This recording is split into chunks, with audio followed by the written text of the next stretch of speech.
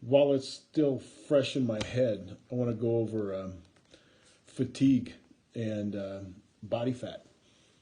Some of you struggling who got yourself in pretty decent shape started to use a caloric deficit, and you're starting to notice some great changes in your body. Well, I just got off the phone with a buddy of mine who called me and says, "Hey man, I don't know what I'm doing, but I'm dragging." And I said, "Well, what's going on?" He goes, "Yeah, man." He goes, my protein's through the roof, and my fat's pretty decent at a good spot, and he goes, "I'm training, but I'm not getting the results that I want." So I was like, "All right, well, how's caffeine?" And he goes, "Oh man, I'm drinking enough caffeine for a small village." so so if you're doing that, then you ain't got no sodium in the bloodstream. So you ain't got no sodium in the bloodstream.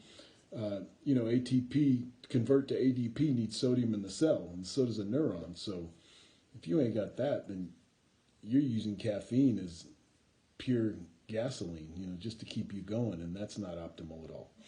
And it's going to suffer body fat. So have your caffeine in the morning, and then when you're about to hit your workout, you should be drinking salt water. And shit, even Stan Efferding got me hooked on that. I've been using salt water in boxing forever, but never even thought about it with weightlifting. And thank you, my friend, for giving me that, because that's like taking creatine and a vitamin B12 shot at the same time. It works so great. But the whole point is that your sodium's too low and throughout the day, which it's causing you fatigue. So what I suggest is, once you get your salt back up, then you can just have water throughout the day and salt your foods regularly.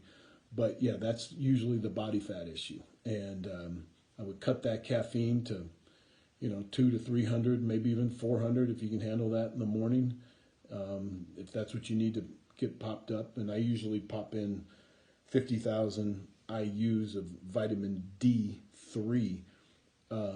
Now, you don't need to take that much. I've kind of figured out the perfect ratio for myself, and I'd love to help you with that as well. But and then that way, that'll kind of wake you a little, alert you a little more with your caffeine, and then bam, jump in the sodium as soon as you get to the gym or as soon as you get to work.